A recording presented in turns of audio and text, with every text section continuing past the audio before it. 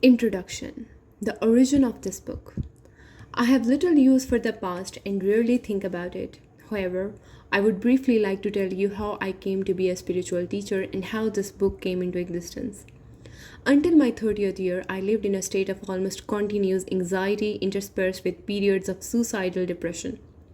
It feels now as if I'm talking about some past lifetime or somebody else's life. One night, not long after my 29th birthday, I woke up in the early hours with a feeling of absolute dread. I had woken up with such a feeling many times before, but this time it was more intense than it had ever been. The silence of the night, the vague outlines of the furniture in the dark room, the distant noise of a passing train, everything felt so alien, so hostile, and so utterly meaningless that it created in me a deep loathing of the world.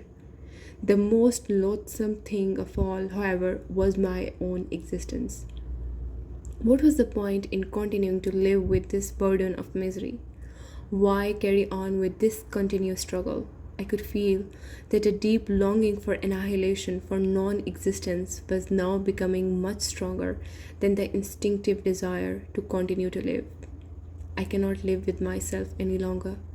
This was a thought that kept repeating itself in my mind.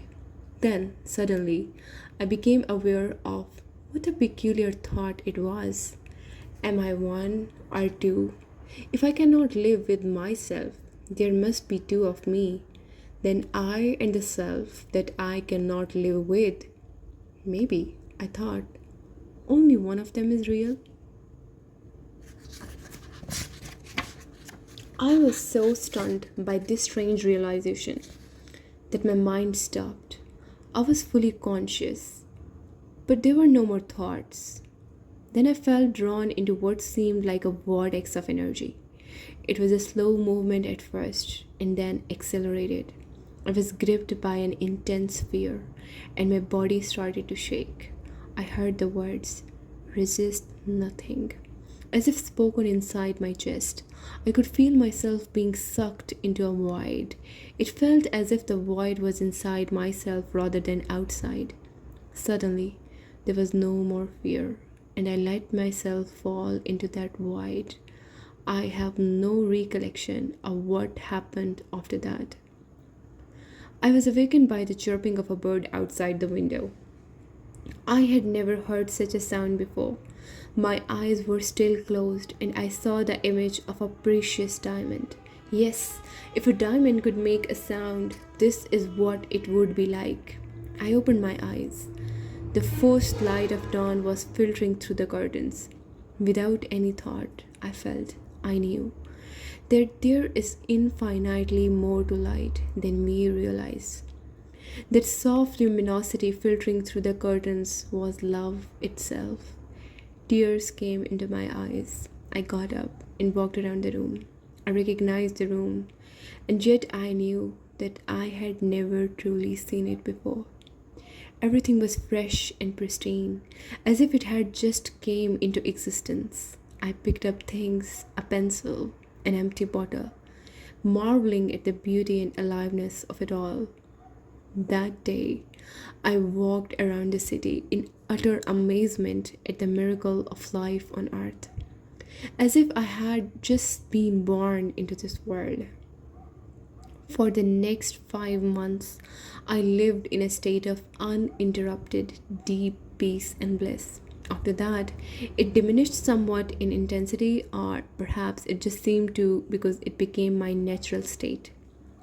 I could still function in the world, although I realized that nothing I ever did could possibly add anything to what I already had. I knew, of course, that something profoundly significant had happened to me. But I did not understand it all. It wasn't until several years later, after I had read spiritual texts and spent time with spiritual teachers, that I realized that what everybody was looking for had already happened to me. I understood that the intense pressure of suffering that night must have forced my consciousness to withdraw from its identification with the unhappy and deeply fearful self, which is ultimately a fiction of the mind. This withdrawal must have been so complete that this false suffering self immediately collapsed, just as if a plug had been pulled out of an inflatable toy. What was left then was my true nature as the ever present I am, consciousness in its pure state, prior to identification with form. Later, I also learned to go into that inner timeless and deathless realm that I had originally perceived as a void and remain fully conscious.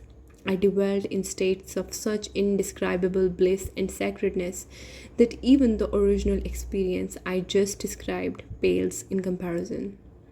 A time came when, for a while, I was left with nothing on the physical plane.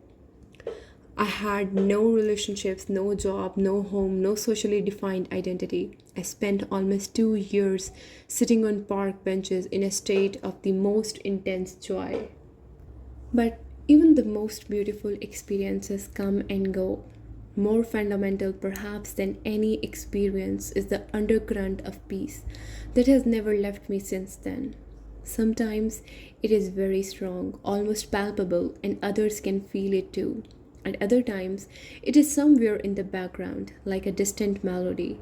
Later, people would occasionally come up to me and say, I want what you have. Can you give it to me or show me how to get it? And I would say, you have it already. You just can't feel it because your mind is making too much noise.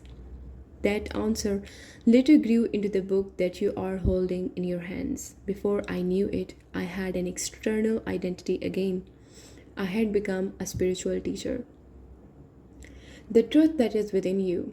This book represents the essence of my work, as far as it can be conveyed in words, with individual and small groups of spiritual seekers during the past 10 years in Europe and in North America. In deep love and appreciation, I would like to thank those exceptional people for their courage, their willingness to embrace inner change, their challenging questions, and their readiness to listen. This book would not have come into existence without them. They belong to what is and yet a small but fortunately growing minority of spiritual pioneers. People who are reaching a point where they become capable of breaking out of inherited collective mind patterns that have kept humans in bondage to suffering for eons. I trust that this book will find its way to those who are ready for such radical inner transformation and so act as a catalyst for it.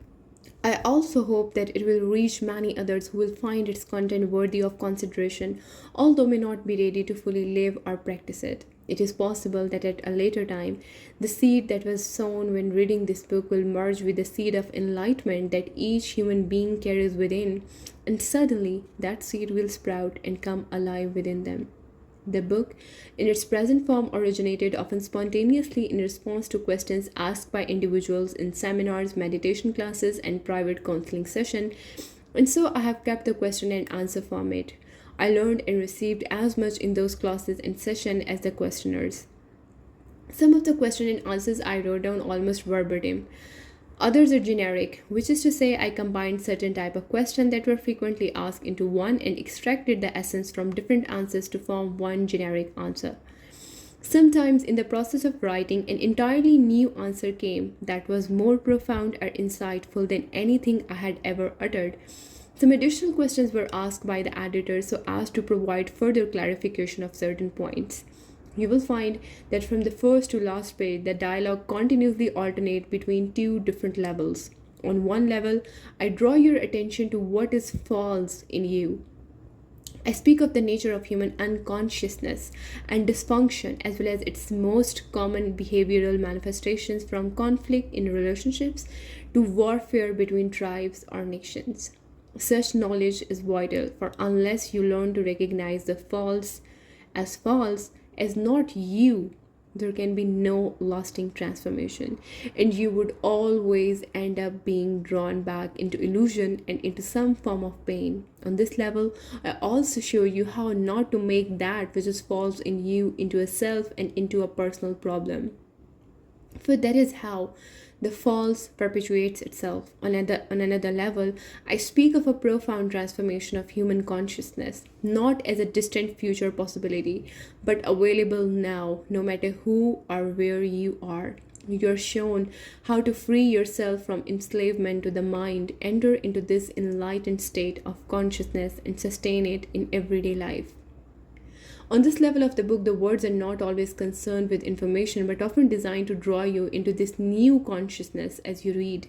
Again and again, I endeavor to take you with me into that timeless state of intense conscious presence in the now, so as to give you a taste of enlightenment. Until you're able to experience what I speak of, you may find those passages somewhat repetitive. As soon as you do, however, I believe you will realize that they contain a great deal of spiritual power, and they may become for you the most rewarding parts of the book. Moreover, since every person carries the seed of enlightenment within, I often address myself to the knower in you who dwells behind the thinker, the deeper self that immediately recognizes spiritual truth, resonates with it, and gains strength from it. The pause symbol after certain passage is a suggestion that you may want to stop reading for a moment, become still, and feel and experience the truth of what has just been said. There may be other places in the text where you will do this naturally and spontaneously. As you begin reading the book, the meaning of certain words, such as being or presence, may not be entirely clear to you at first. Just read on. Questions or objections may occasionally come into your mind as you read.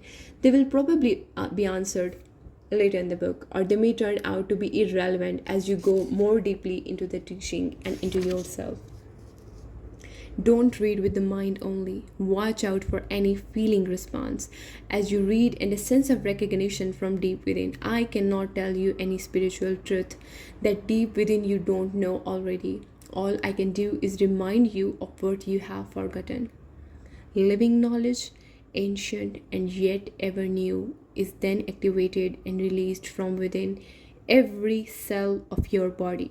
The mind always wants to categorize and compare, but this book will work better for you if you do not attempt to compare its terminology with that of other teachings. Otherwise, you will probably become confused. I use words such as mind, happiness, and consciousness in ways that do not necessarily correlate with other teachings. Don't get attached to any words. They are only stepping stones to be left behind as quickly as possible. When I occasionally quote the words of Jesus or the Buddha from A Course in the Miracles or from other teachings, I do so not in order to compare, but to draw your attention to the fact that in essence there is and always has been only one spiritual teaching. Although it comes in many forms, some of these forms, such as the ancient religions, have become so overlaid with extraneous matter that their spiritual essence has become almost completely obscured by it.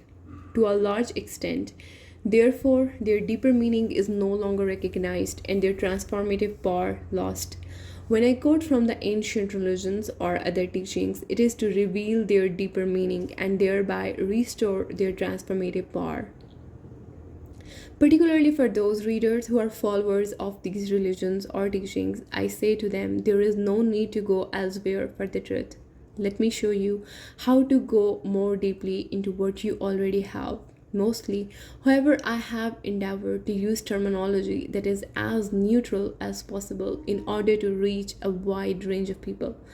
This book can be seen as a statement for our time that one timeless spiritual teaching, the essence of all religions, it is not derived from external sources but from the one true source within.